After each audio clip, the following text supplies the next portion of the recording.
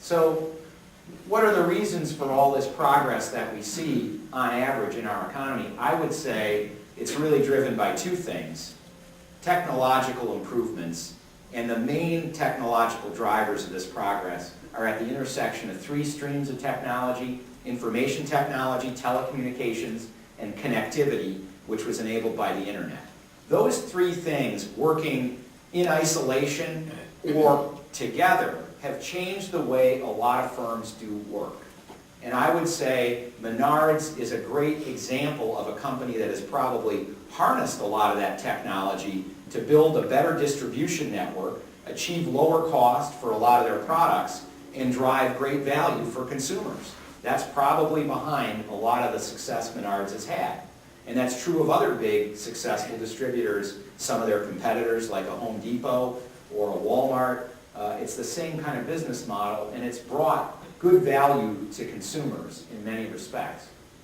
The other big stream out there, so the successful companies that we've seen in the last 20, 25 years are companies that are either intimately involved in the creation of this technology, and many of them are now among the largest market cap companies in America. If you think of Google, Microsoft, Oracle, eBay, Amazon, the list goes on and on of these new upstarts that, they have new business models and they've captured a lot of value. And then global value creation, so the ability of firms in the U.S. to partner with firms often in lower cost labor countries to produce more for less and distribute that around the world. So it's not without adverse implications for certain sectors of our economy, but it's every bit the same kind of progress that occurs with any kind of technology change, the mechanization of agriculture. When we found a way to be more efficient and effective at growing and distributing food, people didn't know what would happen to all the freed up labor that was on the farm. Well, that labor created the pool of labor that we needed for the Industrial Revolution. Similarly, I think as manufacturing continues to hit higher and higher levels of productivity, we'll find that there are more jobs that appear in other sectors of the economy. So I think the good news is U.S. firms today remain very well positioned to lead in these high technology sectors and also in the sectors that apply technology to build a better business model. And the reason is we're a country that still has very high rewards to innovation. We're a country that has broad and deep capital markets. We don't have very much capital in those markets right now, so that's one problem that the administration is working on. But we have capital markets that can help firms at just about every stage of development. From the new startup company to mezzanine financing for mid-sized companies to traditional bank credit, well-developed public equity markets and debt markets. That's why, coming out of 1983, we look at our economy today, 10 of the top 30 companies in America measured by market capitalization, nobody in this room would have probably heard of in 1983. That is a remarkable achievement. That does not happen anywhere else in the world. If you look at the same list of the top 30 in Germany or Japan today, I guarantee you if there's one or two names that are different than what they were 30 years ago, that's about it. Well, you need those broad and deep capital markets to finance a company like an Oracle or a Microsoft to go from nothing to being one of the largest companies in America in a matter of 10 or 15 years. That doesn't just happen.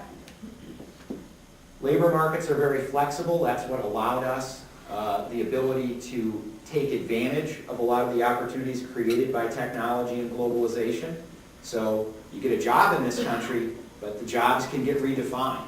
It's not a property right. It's not an entitlement forever. And that's why it's important for people to invest in human capital, because that's deployable and adaptable across a variety of industries and settings.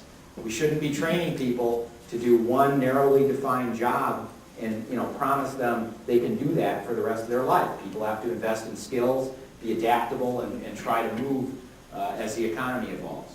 And then finally, I think when we don't have enough skilled workers here, we've been open to immigration, and that's an important part of the story of American progress. So let me say a little bit about the problems we've encountered lately, because obviously let's say Alan Greenspan was probably a big believer in some of the things I was just talking about, the reasons why our economy has been so successful and some of the progress we've made in the last 25 years, and he was probably overconfident about the fundamentals in our economy. And today, there's been a lot of rethinking of those fundamentals and a lot of questioning, was this really such a good economy or was it just a mirage? And let me say in no uncertain terms, it was not a mirage. Those 10 companies that didn't exist in 1983 or were tiny are real, and they're adding real value, and they're based on significant research and development, and they have very talented, skilled workers, and they earn real revenues. But probably over the last, 5 to 10 years, demand has been somewhat artificially inflated by lax credit creation, and to what extent that explains our success of the last decade or so is an open question. We don't really know the answer to that. The data that people point to that gave them a lot of concern about our economy in this period are the personal savings rate deteriorating, the surge in consumption spending relative to GDP, so more spending on just our consumer needs and not investing enough, large federal budget deficits, and then borrowing from abroad to finance those deficits.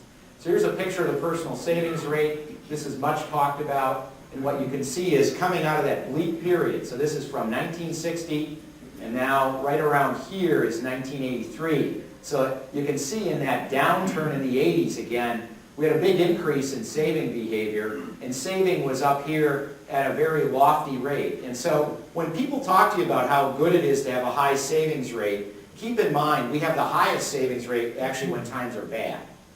So there's a little bit of an element of precautionary motive there. So the virtues of a good savings rate can get, exaggerated, let's say.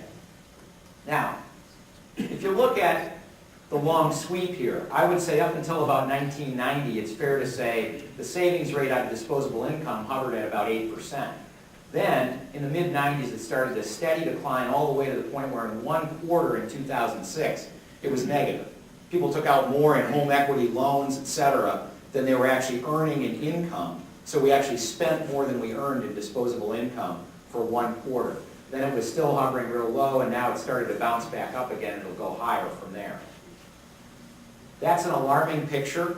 People use that picture to say, the consumers kind of lost their mind in America. I think we've been reading that story for about 30 years now.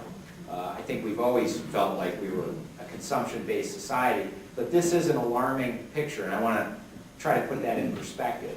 The mirror image of that, of course, is, what are we doing if we're not saving? We're consuming. And in fact, the GDP numbers show us that consumption, which is one of the major components of expenditure in the gross domestic product, it's what households spend on consumer durables, non-durables, and services, has indeed risen from about 63% to 70% of GDP. So that 7 percentage point decline in savings out of disposable income indeed seems to show up in consumption.